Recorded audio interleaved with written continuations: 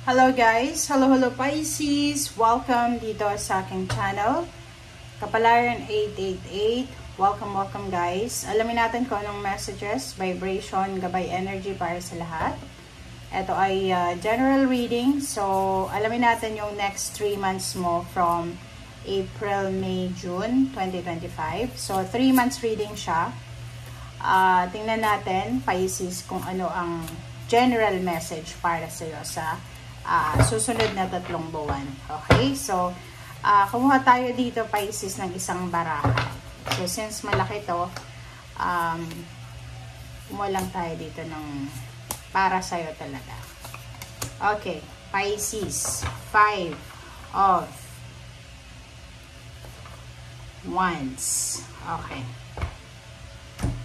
Okay, Pisces. In general tayo, ito yung pinaka-subject, topic sa'yo for the next 3 months is number 5 of Wands. Dito sinasabi na may mga possibilities na conflicts with others caused by opposing opinions. So, mag-iingat ka, Pisces, kasi pwedeng makatagpo ka ng kaaway dahil sa hindi pare-pareho yung opinion nyo. So, pwedeng tungkol to sa politika. Okay? So, kung nasa Pilipinas ka, if it's about politics, about relationship, about money, na pinag-uusapan, iwasan mo yung pakikipag-debate. Okay? So, umiwas tayo sa conflict, misunderstanding, and doon sa mga sitwasyon na hindi maganda pakinggan. Okay? Walk away from drama unless the situation is really worth your time. So, walk away from drama, negativity, unless na kailangan talaga. 'Di ba? So, dito sinasabi na don't waste your time. Don't waste your energy. Huwag nating sayangin ang oras natin, ang energy natin, ang ating health, kasi pwedeng ma-deteriorate yung health dahil sa away. And dito sinasabi na stand up for yourself but be wise. Hindi lahat ng dapat ipaglaban ay dapat ipaglaban. Minsan mas okay nang i-let go, hayaan na lang. Dito din sinasabi na sobrang ambitious ka sa month ng April, May, June. So, napaka positive yung mindset mo, lalo na sa pera. Nakikita ko yung sobrang kang ambitious, courageous, determinado ka, and motivated ka sa kung ano man to na gusto mong gawin.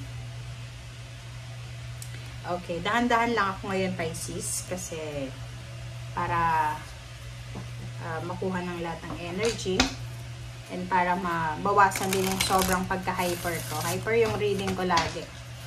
Okay, so pag-aaralan ko ngayon yung mabagal magsalita. Kasi maganda yon, mabagal.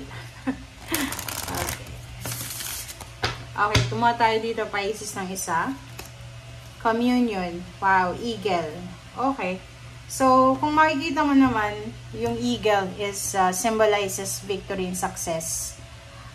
Parang eagle to, 'di ba? May kasabihan tayo, Pisces, na kung ikaw isang eagle or maging eagle ka, 'di ba? Kasi yung eagle, pag siya may katunggali, may kaaway siya, talagang dinadala niyo doon sa himpapawid. Okay? Like ang snake, halimbawa may kaaway itong snake na eagle. 'Di ba? Didikwaten niya yung snake, dadalhin niya doon sa himpapawid. So, yung snake, hindi siya mabubuhay o hindi siya makakahinga ng maayos sa himpapawid. Pero siya, pwede siyang mag-fly. So, parang ganito din, sinasabi ng barahan na maging eagle ka, na kung alam mo na yung mga tao na yan na hindi mo naman ka-level, alam mo na yung mga tao yan ay hindi naman pareho ng energy mo, let go mo na lang. Let go, let God, let it flow. Hayaan mo na. Okay?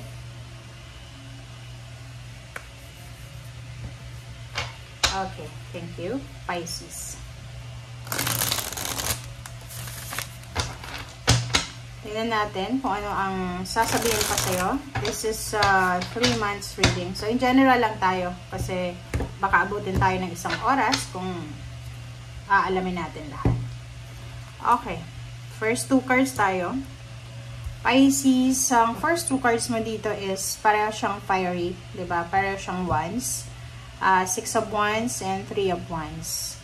So, yung 3 of wands dito, pwedeng yung Pisces na to may hinihintay kang letter, confirmation, communication, na like for example, 3 years mo nang hinihintay to. It's either promotion, salary increase, anything na victorious ka, triumphant success. For the month of April, May, and June, sinasabi na matatanggap mo na. Okay? Darating na, matatanggap mo na kung ano man tong hinihintay mo. Pwedeng letter siya, kasi may kartero dito sa labas. Or pwedeng communication, kasi meron ditong candles. Okay? And dito sa 6 of wands na to, sinasabi ng barahan na yung balitang ito, Pisces. Okay? Itong good news na to, or communication na to, na darating sa'yo, ito ay magdadala sa'yo ng sobra-sobrang victory and success. So, pwedeng sinasabi ng barahan na kung ano man tong balita na darating sa'yo, ito na yung balita na parang malapit ka na doon sa tuktok ng tagumpay mo. Okay? So, you will have all the power, all the energy, the strength, the prosperity and abundance. And victorious ka. So, pwedeng yung iba naghihintay ng visa, documents, paperworks, approval, diba, answers, yun, confirmation. And dito, pwedeng nakuha mo na yung visa, nakuha mo na yung citizenship, nakuha mo na yung contract, nakuha mo na yung hinihintay mong pera, location, or yung matagal mo nang minamanifest. Okay.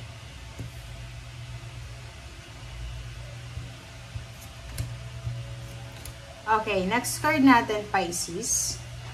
Dito naman is Hangman na reverse, and then Knight of Pentacles.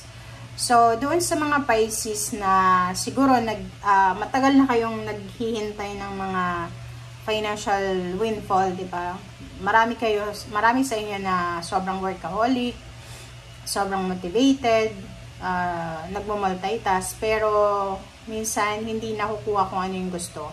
So, for the month of April and May, yung halimbawa, matagal mo nang hinihintay na pera, hinihintay na lump sum of money, payments, payouts, bonuses, or matagal ng job offer, or business offer, business opening, ay posibleng na andito na, or pwedeng harvest, diba? So, kung may hinihintay ng harvest season, dito sinasabi sa Pisces na andito na siya, on the way na siya, at yung iba, nandito na talaga, mahawakan mo na talaga. Okay? Okay.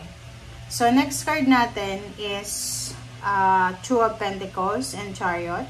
So, nakikita ko sir dito, may mga Pisces na like, nagsisimula ka pa lang, like, bago ka pa lang sa trabaho, bago ka pa lang sa negosyo, or bago ka pa lang sa, kung ano man yan na ginagawa. Pwedeng may nag-aaral, pwedeng may nagta-travel, bago ka dyan sa bansa na yan, or bago yung ginagawa mo sa ngayon. So, nandito ka sa Two of Pentacles. Yung Two of Pentacles is, pwedeng nagsisimula ka pa lang mag-ipon ng pera.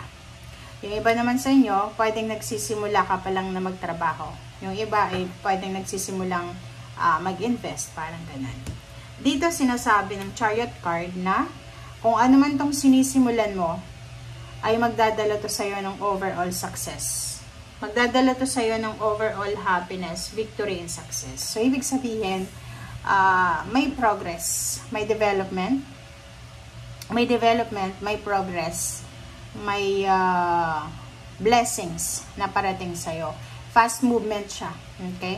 So, ibig sabihin kung ano man itong pinag-aaralan mo sa ngayon, ginagawa mo sa ngayon, dito sinasabi na parating ka na doon sa talagang pinaka-mimithi mo talaga. Okay? It's number 7.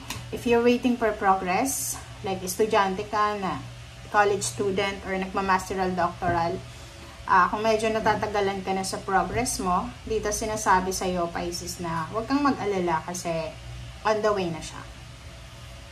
Okay. Next cards tayo.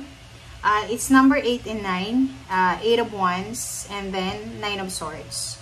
So, nakikita ko sa'yo dito na makakatanggap ka ng balita. It's good news from far or near places. Ang good news na to ay pwedeng, kumbaga, sagot. Siya yung answers. Siya yung solution doon sa mga sleepless nights mo. Siya yung answers and solution doon sa mga problema mo.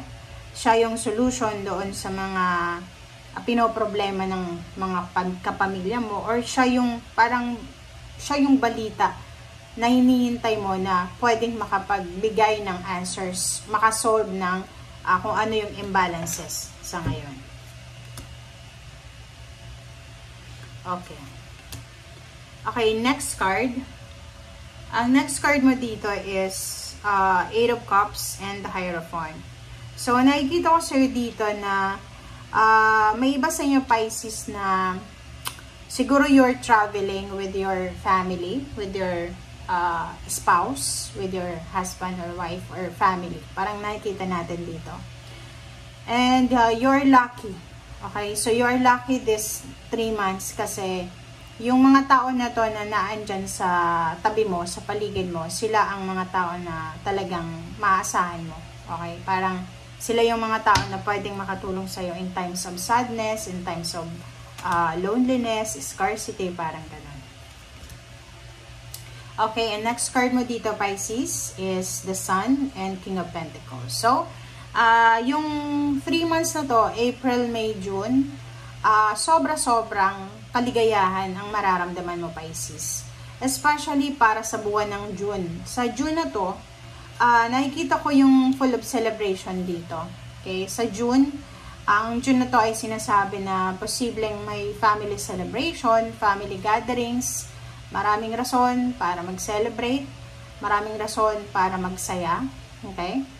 Maraming rason para, diba, maging grateful and thankful. Ang buong pamilya mo ay makakatanggap ng sobra-sobrang happiness. So, sobra-sobrang happiness and peace and harmony to.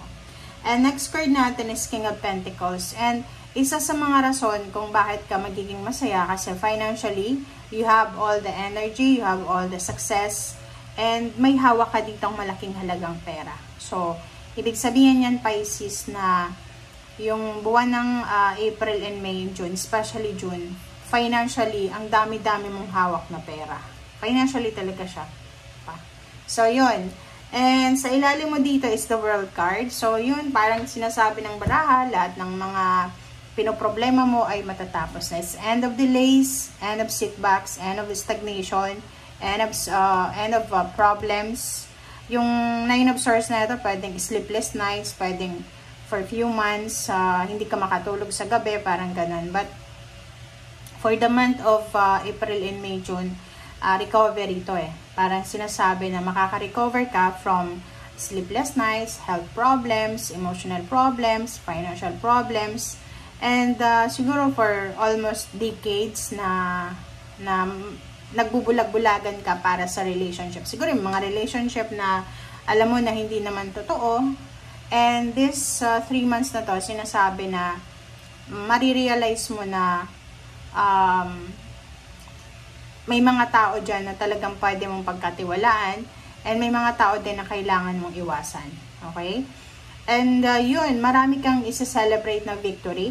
Maraming mga na-delays na trabaho, na-delays na offer, na relationship, na friendship, travel plans, mga plano to for the future ay posibleng matuloy na. Okay? Nandito yung major arcana na the Hangman, Chariot, and then the Sun, Hierophant, na sinasabi sa'yo na maraming major happenings this 3 months na to na kailangan mong bantayan. Okay? Thank you guys for watching, Pisces, and see you again. Bye!